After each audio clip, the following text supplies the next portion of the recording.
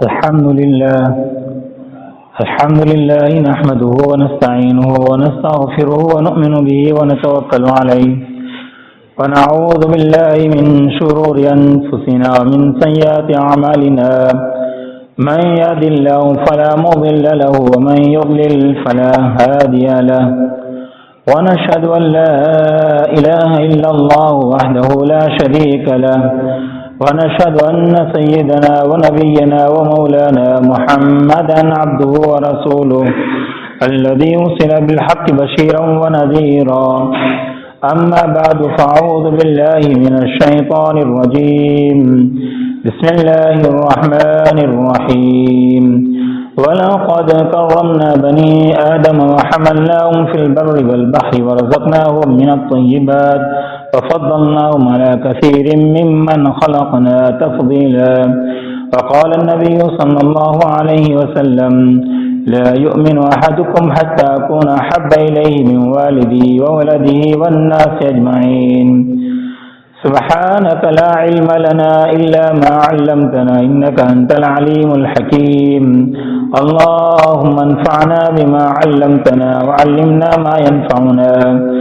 رب اشرح لي صدري ويسر لي أمري واحلل عقدة من لساني يفقهوا قولي. معزز علماء کرام اور عزیز ساتھیو، میں نے آپ کے سامنے کلام اللہ کی ایک آیت تلاوت کی. اللہ سبحانہ و تعالیٰ اس میں فرماتے ہیں کہ ہم نے بنی آدم کو عزت بخشی. وَلَقَدْ كَرَّمْنَا بَنِي آدَمَ وَحَمَلْنَاهُمْ فِي الْبَرِّ وَالْبَحْرِ، اور خشکی اور تری کے اندر اس کو سوار کیا. وَرَزَقْنَاهُمْ مِنَ الطَّيِّبَاتِ، اور پاکیزہ رزق ان کو عطا فرمایا. وَفَضَّلْنَاهُمْ عَلَى كَثِيرٍ مِّمَّنْ خَلَقْنَا تَفْضِيلًا، اور جو ہم نے مخلوق پیدا کی ان میں سے بہت سی چیزوں کے اوپر ہم نے حضرت انسان کو فضیلت بخشی. اللہ نے ایک اور موقع پر فرمایا وَلَقَدْ مَكَّنَّاكُمْ فِي الْأَرْضِ، ہم نے زمین میں تم کو ٹھکانہ دیا. وَلَقَدْ مَكَّنَّاكُمْ فِي الْأَرْضِ وَجَعَلْنَا لَكُمْ فِيهَا مَعَائِشَ، اور زندگی بسر کرنے کی جو ضرورتیں ہیں وہ ہم نے تمہارے لیے پوری کی. قلیلا من عبادی الشکور، اللہ ایک جگہ پہ فرماتے ہیں. یہاں اللہ فرماتے ہیں وَلَقَدْ مَكَّنَّاكُمْ فِي الْأَرْضِ وَجَعَلْنَا لَكُمْ فِيهَا مَعَائِشَ، تمہارے لیے زمین کے اندر ضروری چیزوں کو پیدا کیا. اس کے بعد فرماتے ہیں اللہ فرماتے ہیں کہ بہت کم ہے جو میرا شکر ادا کرتے ہیں. اللہ نے ایک اور موقع پر فرمایا یہ معلوم آل داؤد الشکر، اے داؤد کے اولاد تم اللہ تبارک و تعالیٰ کا شکر ادا کرو. وقلیل من عبادی الشکور، میرے بہت کم بندے ہیں جو میرا شکر ادا کرتے ہیں. شیخ سعدی رحمۃ اللہ علیہ ایک موقع پر لکھتے ہیں کہ انسان ایک سانس لیتا ہے جو انسان کی زندگی کے بڑھانے کا سبب بنتا ہے، اور وہی سانس وہ نکالتا ہے تو اس کی طبیعت کے فرحت کا سبب بنتا ہے.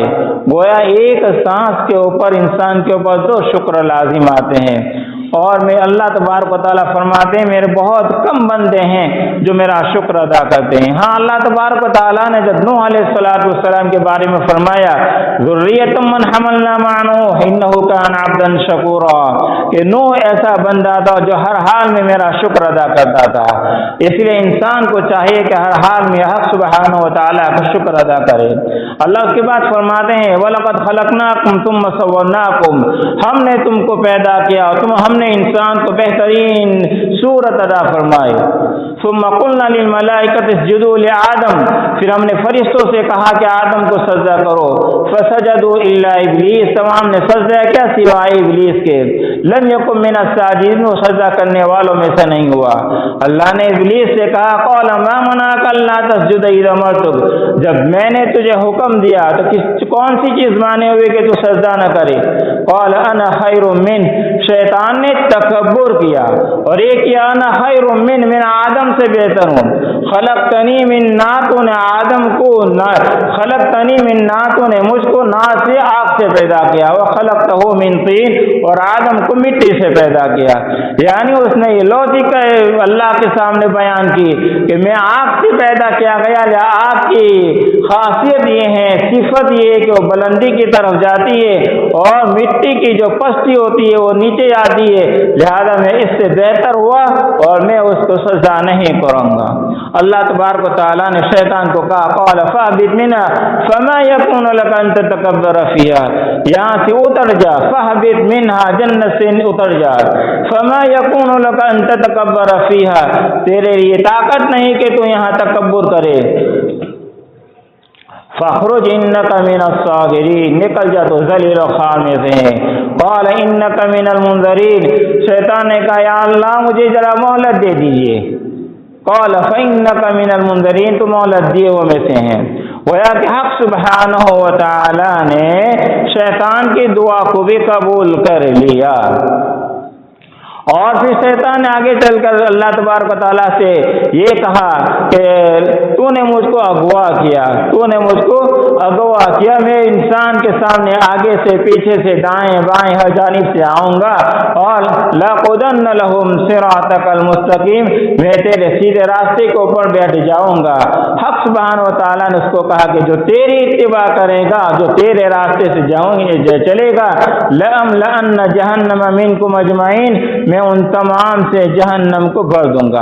لہذا انسان کو چاہے کہ روزانہ اللہ تبارک و تعالیٰ سے دعا کرے کہ اللہم اجینی من النار، اللہم اجینی من النار۔ ریاض الصالحین نے لکھا ہے کہ جو شخص 3 دفعہ اللہ سے کہتا ہے کہ یا اللہ مجھے جہنم سے نجات دے دے، یا اللہ مجھے جہنم سے نجات دے دے، یا اللہ مجھے جہنم سے نجات دے دے، حق سبحانہ و تعالیٰ اس کو جہنم سے نجات دے دیتے ہیں۔ اور جو یہ سوال کرتا ہے اللہ سے کہ اللہ مجھے جنت عطا فرما، اللہم انی اسألک الجنہ، اللہم انی اسألک الجنہ، اللہم انی اسألک الجنہ، حق سبحانہ و تعالیٰ اس کو جنت عطا فرما دیتے ہیں۔ تو میرے محترم دوست بزرگوں،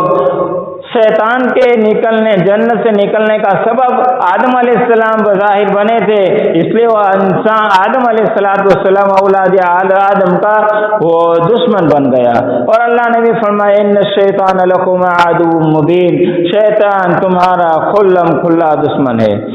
پھر اللہ تبارک و تعالیٰ نے حضرت آدم علیہ السلام کو ایک درخت کے کھانے سے منع فرمایا تھا، جب ان سے لفظ ہو گئی اس درخت کو کھا لیا تو اللہ تبارک و تعالیٰ نے آدم علیہ السلام کو زمین کے اوپر بھیجا اور زمین کا نائب بنایا، اور اللہ نے آدم اور اولاد آدم کی طرف ایک پیغام بھیجا کہ جو میرے طریقے کے اوپر چلے گا، اور تیرے اولاد کے اندر میں اپنے رسولوں کو بھیجوں گا، جو رسولوں کو مانے گا وہ مجھ تک پہنچے گا، جنت کا مستحق ہوگا، اور جو میرے رسولوں کو نہیں مانے گا مجھ تک پہنچنے کا کوئی راستہ نہیں ہوگا۔ اللہ تبارک و تعالیٰ نے کلام پاک میں یہ بیان فرمایا وَأَطِيعُوا اللَّهَ وَأَطِيعُوا الرَّسُولَ لَعَلَّكُمْ تُرْحَمُونَ، تم اللہ کی اطاعت کرو اور اس کے رسول کی اطاعت کرو تاکہ تم پر رحم کیا جائے۔ اللہ تبارک و تعالیٰ نے مشرق سے مغرب، شمال سے جنوب، ایسٹ سے ویسٹ، نارتھ سے ساؤتھ تک دنیا کے ہر خطے کے اندر اللہ تبارک و تعالیٰ نے انبیاء کرام علیہ السلام کو مبعوث فرمایا، اور پھر حضرت عیسیٰ علیہ السلام آئے اور ان کے آسمان کے اوپر اٹھا لے جانے کے بعد جب ایک طویل زمانہ گزر گیا اور ہدایت کی راہ مل گئی تھی تو حق سبحانہ و تعالیٰ نے جناب محمد الرسول اللہ صلی اللہ علیہ وسلم کو مبعوث فرمایا، اور آپ صلی اللہ علیہ وآلہ وسلم نے ہدایت کے راستے کو صاف کیا اور لوگوں کو اللہ کی طرف بلایا، اور اللہ نے پیغام بھیجا وَأَنَّ هَذَا صِرَاطِي مُسْتَقِيمًا فَاتَّبِعُوهُ، اے میرا سیدھا راستہ اس کے اوپر چلو۔ رسول اللہ صلی اللہ علیہ وسلم ایک مرتبہ صحابہ کے درمیان کے اندر تھے، نسائی شریف سے ایک روایت عبداللہ بن مسعود رضی اللہ تعالیٰ عنہ روایت بیان کرتے ہیں کہ آپ صلی اللہ علیہ وسلم صحابہ کے درمیان میں تھے، اور آپ صلی اللہ علیہ وسلم نے ایک لکیر کھینچی اور اس کے دائیں اور بائیں کچھ اور لکیریں کھینچی، اور اس کے بعد فرمایا سیدھا راستہ اللہ تبارک و تعالیٰ کا ہے، اور دائیں اور بائیں جو راستے ہیں وہ شیطان کے راستے ہیں، تم اس سے پرہیز کرنا، اس سے بچتے رہنا۔ پھر آپ صلی اللہ علیہ وسلم نے فرمایا اس سیدھے راستے کے اوپر دیوار ہے، اور دیوار کے اوپر دروازے لٹکے ہوئے ہیں، اور دروازے کے اوپر پردے لٹکے ہوئے ہیں، جو کوئی شخص اس کو ہاتھ لگانا چاہتا ہے تو 2 پکارنے والے اللہ تبارک و تعالیٰ نے سیدھے راستے کے اوپر مقرر کیے ہیں۔ رزین نے عبداللہ بن مسعود رضی اللہ تعالیٰ عنہ سے روایت کی ہے اسی کی تفسیر کے سلسلے کے اندر کہ رسول اللہ صلی اللہ علیہ وسلم نے فرمایا ایک سیدھا راستہ ہے، اس کے اوپر دیوار ہے، دیوار کے اوپر دروازے ہیں، متعدد دروازے ہیں، اور دروازے کے اوپر پردے لٹکے ہوئے ہیں۔ جب کوئی بندہ اس کے اوپر پردے کو ہاتھ لگانا چاہتا ہے تو پہلا ایک داعی ہے، پکارنے والا ہے، وہ کہتا ہے کہ اللہ کے بندے، اے اللہ کی بندی سیدھے چلتے رہیو، اس پردے کو ہاتھ مت لگانا۔ لیکن پھر بھی کوئی شخص ان پردے کو ہاتھ لگا لیتا ہے تو اس کے اوپر اور ایک پکارنے والا ہوتا ہے جو کہتا ہے کہ اللہ کے بندے تو نے بہت ہی نامناسب کام کر لیا، اللہ کی ناراضگی والا کام کر لیا، لہذا توبہ و استغفار کر لے۔ پھر آپ صلی اللہ علیہ وآلہ وسلم نے اس کی تفسیر یوں بیان فرمائی کہ جو سیدھا راستہ ہے وہ اللہ تبارک و تعالیٰ کا راستہ ہے، جو دائیں اور بائیں جو راستے ہیں وہ شیطان کے راستے ہیں، اور جو پردے لٹکے ہوئے ہیں وہ اللہ سبحانہ و تعالیٰ کی حدود ہے، باؤنڈری ہے۔ کوئی شخص اللہ کی باؤنڈری کو پار کرنا چاہتا ہے اور اس حد کو سے آگے بڑھنا چاہتا ہے تو ایک پہلا پکارنے والا ہوتا ہے، وہ اس کو پکارتا ہے۔ رسول اللہ صلی اللہ علیہ وسلم نے فرمایا جو پہلا پکارنے والا ہے وہ قرآن ہے۔ قرآن کہتا ہے کہ یہ اللہ کا راستہ ہے، اس سے آگے مت بڑھ، ولا تقربوا الزنا، زنا کے قریب مت جا۔ اور اللہ تبارک و تعالیٰ کے پورے احکامات قرآن میں اللہ تبارک و تعالیٰ نے بیان فرما دیے، لیکن پھر بھی کوئی شخص ان حدود کو پار کر جاتا ہے اور اللہ کی نافرمانی کر لیتا ہے تو ایک اور پکارنے والا ہے، وہ کہتا ہے کہ اللہ کے بندے تو نے بہت ہی نامناسب کام کر لیا۔ آپ صلی اللہ علیہ وسلم نے فرمایا وہ دوسرا جو پکارنے والا ہے وہ مومن کا ایمان ہوتا ہے۔ جب مومن بندے سے کوئی گناہ ہو جاتا ہے اس کا ایمان اس کو کہتا ہے کہ تو نے اللہ کی نافرمانی کی، جس ذات نے تو اس کو پیدا کیا اسی ذات کی تو نے نافرمانی کی، اس کا ایمان اس کو اس بات کے اوپر مجبور کرتا ہے کہ اللہ کے سامنے توبہ و استغفار کر اور اللہ سے معافی مانگ لے۔ اور مومن بندہ جو ہوتا ہے اس کے اندر ذرہ برابر بھی ایمان کی قوت ہوتی ہے، وہ فوراً توبہ و استغفار کر لیتا ہے اور اللہ ایسے شخص سے محبت بھی کرتا ہے۔ رحمت دو عالم صلی اللہ علیہ وآلہ وسلم نے فرمایا التائب من الذنب کمن لا ذنب له، گناہوں سے توبہ کرنے والا شخص ایسا ہے جیسا کہ اس نے گناہ کیا ہی نہیں، اور اللہ ایسے شخص کو محبت بھی کرتا ہے۔ ثم فاستغفروا ربکم ثم توبوا الیہ، تم اللہ سے استغفار کرو پھر اس سے توبہ کرو۔ استغفار کہتے ہیں اللہ تبارک و تعالیٰ سے معافی مانگنا کہ اللہ مجھ سے یہ گناہ ہو گیا مجھے معاف کر دے، ثم توبوا الیہ، پھر توبہ کرو۔ یعنی توبہ اس کو کہتے ہیں کہ جس گناہ کے اندر مبتلا ہوا ہے اس گناہ کو فوراً چھوڑ دے۔ دوسری شرط یہ کہ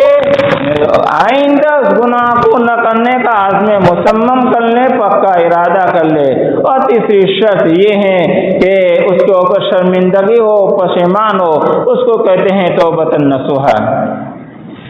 اللہ سبحانہ و تعالیٰ چوتھے پارے میں فرماتے ہیں والذین اذا فعلوا فاحشة او ظلموا انفسهم، میرے وہ بندے جنہوں نے فاحشہ کام کی۔ علامہ جلال الدین سیوطی رحمۃ اللہ علیہ جہاں کہیں بھی فاحشہ آتا ہے عام طور پر اکثر اس کا گناہ اس کا ترجمہ کبیرہ سے کرتے ہیں، یعنی الزنا، یعنی کسی سے زنا ہو گیا۔ والذین اذا فعلوا فاحشة او ظلموا انفسهم، یا اپنے نفس کے اوپر زیادتی کی یعنی کچھ صغیرہ گناہ کر لے۔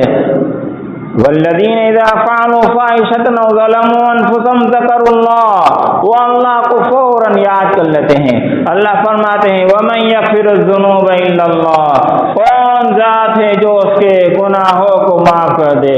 ولم یصروا علی ما فعلوا وهم یعملون، اور جو گناہ کیے اس کے اوپر وہ مصر نہیں رہتے، برقرار نہیں رہتے، بلکہ فوراً توبہ و استغفار کر لیتے ہیں۔ اللہ اس کے بدلے میں توبہ و استغفار کے بدلے میں فرماتے ہیں اولئک جزاؤہم مغفرۃ من ربہم، یہی لوگ ہیں جن کا بدلہ جنت ہے، مغفرۃ من ربہم، ان کے رب کی جانب سے مغفرت ہے، وجنات تجری من تحتها الانہار، اور اللہ ایسے باغات کے اندر داخل کر دے گا جن کے نیچے سے نہریں بہتی ہوئی ہوگی، خالدین فیہا، وہ اس کے اندر ہمیشہ ہمیشہ رہیں گے، ونعم اجر العاملین، اور عمل کرنے والوں کے لیے کیا ہی بہترین عمل ہے۔ تو میرے محترم دوست بزرگوں، اللہ کی طرف توبہ و استغفار کرنا چاہیے، اور اللہ تبارک و تعالیٰ کے بتائے ہوئے احکام کو چلنا چاہیے، اور اللہ کے نبی سے محبت کرنا چاہیے۔ اور ایمان مکمل ہو ہی نہیں سکتا جب کہ نبی کریم صلی اللہ علیہ وآلہ وسلم کے طریقے کو اپنایا نہ جائے۔ اللہ نے بھی خود کلام پاک میں اعلان کر دیا، قل ان کنتم تحبون اللہ فاتبعونی، اے پیغمبر صلی اللہ علیہ وسلم آپ لوگوں میں اعلان کر دیجئے، ان کنتم تحبون اللہ، اگر تم اللہ سے محبت کرنا چاہتے ہو، فاتبعونی، میری اتباع کرو، یعنی رحمت دو عالم صلی اللہ علیہ وآلہ وسلم کی۔ قل ان کنتم تحبون اللہ فاتبعونی یحببکم اللہ ویغفر لکم ذنوبکم، اللہ تمہارے تمام گناہوں کو معاف کر دے گا، انہ هو الغفور الرحیم، بے شک اللہ بڑا بخشنے والا رحم کرنے والا ہے۔ قل اطیعوا اللہ والرسول، کہہ دو اللہ کی اور اللہ کے رسول کی اطاعت کرو، فإن تولوا، اگر تم نے روگردانی کی، چہرہ موڑ لیا اور نبی کی محبت کو اختیار نہیں کیا، فإن اللہ لا يحب الکافرین، اللہ انکار کرنے والوں سے محبت نہیں کرتا ہے۔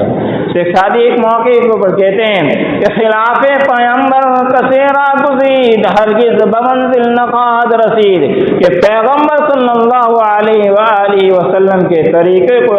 چھوڑ کر اور کسی طریقے کو اختیار کریں گے ہرگز راہ راست کے اوپر نہیں پہنچیں گے۔ ترسم نرسی بقابہ یا عربی، کہ راہ کے تو میروی بترکستان، کسی کو عمرہ کے لیے یا حج کے لیے جانا ہے تو کعبۃ اللہ کا راستہ اختیار کرنا پڑے گا، اگر وہ ترکستان کا راستہ اختیار کرے گا تو ترکستان پہنچے گا، اسی لیے اگر جنت میں جانا ہے تو جنت والا طریقہ اختیار کرنا پڑے گا۔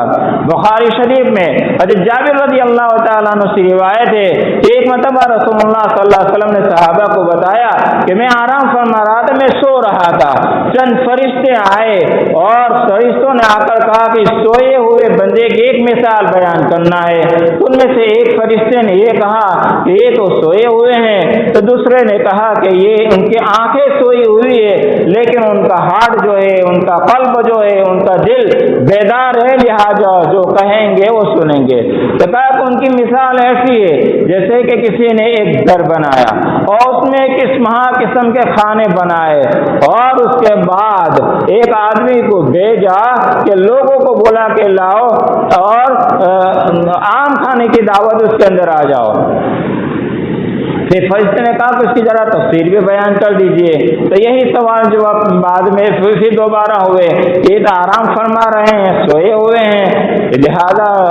نہیں سنیں گے، تو ان کی آنکھیں سوئی ہوئی لیکن ان کا دل جو ہے وہ بیدار ہے، وہ سنتا ہے۔ کہا کہ جو گھر جو بنانے والا ہے وہ اللہ سبحانہ و تعالی ہے،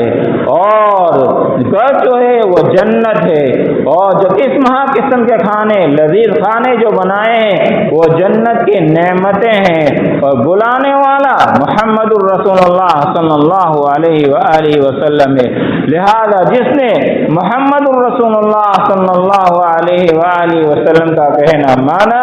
وہ جنت میں داخل ہوگا، اور جس نے رسول اللہ صلی اللہ علیہ وسلم کا کہنا نہیں مانا وہ جنت کے اندر داخل نہیں ہوگا۔ اور رسول اللہ صلی اللہ علیہ وآلہ وسلم ہی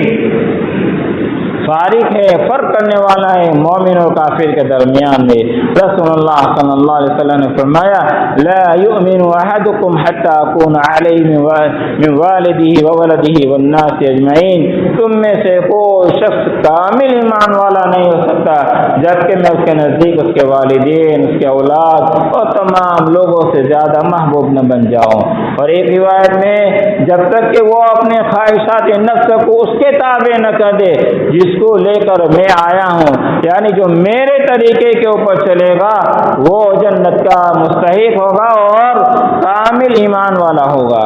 ایک مرتبہ صحابہ کرام ازواج مطہرات کے پاس گئے اور جا کر رسول اللہ صلی اللہ علیہ وآلہ وسلم کی عبادت کا تذکرہ کیا، اور پھر ان صحابہ نے کہا کہ رسول اللہ صلی اللہ علیہ وآلہ وسلم کو ہم سے کیا نسبت، آپ کے تو اگلے اور پچھلے تمام گناہ اللہ سبحانہ و تعالیٰ نے معاف فرما دیے۔ ایک صحابی نے کہا کہ میں رات بھر عبادت کرتا رہوں گا، دوسرے نے کہا کہ میں کبھی بھی نکاح نہیں کروں گا، تیسرے نے کہا میں نماز پڑھتا رہوں گا۔ رسول اللہ صلی اللہ علیہ وسلم کی جب اس کی اطلاع ہوئی کہ تم ہی لوگ ہو جنہوں نے یہ کہا تھا، کہ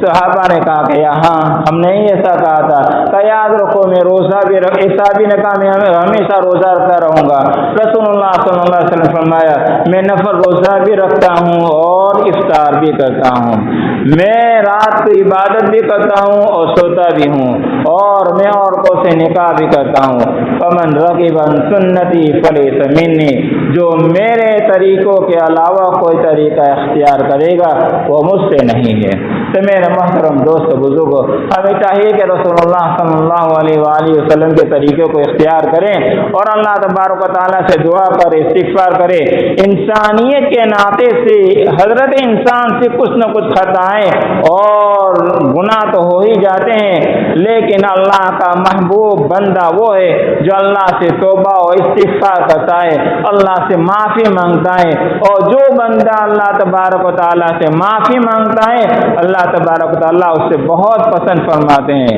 دنیا میں کسی بندے کے پاس جائیں گے، چند بار جائیں گے وہ دے دے گا، بار بار جائیں گے پھر وہ ناراض ہوگا، منہ چڑھائے گا، لیکن اللہ کے پاس جتنا جائیں گے، جتنا اللہ کے سامنے جھکیں گے، اللہ تبارک و تعالیٰ اتنا ہی زیادہ خوش ہوں گے۔ اللہ نے فرمایا وَإِذَا سَأَلَكَ عِبَادِي عَنِّي فَإِنِّي قَرِيبٌ، جب بندہ مجھ سے مانگتا ہے میں اس سے قریب ہوتا ہوں۔ اجیب دعوت الداعی اذا دعان، جب وہ مجھ سے پکارتا ہے تو میں اس کی پکار کو قبول کرتا ہوں۔ لہذا اللہ تبارک و تعالیٰ سے خوب مانگنا چاہیے، اور اللہ کی بخشش تو بہت بڑی ہے، اللہ بہت دینے والا ہے، عطا کرنے والا ہے۔ اللہ تبارک و تعالیٰ کی اسی بخشش عطا کے اوپر شیخ سعدی نے ایک شعر کہا ہے جو مجھ کو یاد آ گیا تو بہت ہی بہتر ہے۔ شیخ سعدی ایک موقع کے اوپر لکھتے ہیں اللہ کی بخشش کے بارے میں کہ گردن دیہاتیاں کو صدائے کرم عزازل گویا جو نصیب برم، کہ اگر ایک اللہ عام بخشش کا اعلان کر دے شیطان ملعون وہ بھی بول اٹھے گا کہ آج تمہیں اپنا حصہ لے جاؤں گا، حالانکہ وہ مردود ہے لعنت اللہ ہے، لیکن اس کو بھی امید بن جائے گی۔ تو ہم تو اللہ کے بندے ہیں، اللہ کو ماننے والے ہیں، لا الہ الا اللہ محمد الرسول اللہ کا کلمہ پڑھنے والے ہیں، لہذا ہمیں اللہ سے خوب مانگنا چاہیے۔ اللہ کلام پاک میں 24 پارے میں یہ بیان فرماتے ہیں قل یا عبادی الذین اسرفوا علی انفسہم، اے پیغمبر فرما دو میرے بندوں سے، میرے وہ بندے جنہوں نے اپنی جانوں کے اوپر اسراف کیا، زیادتی کی،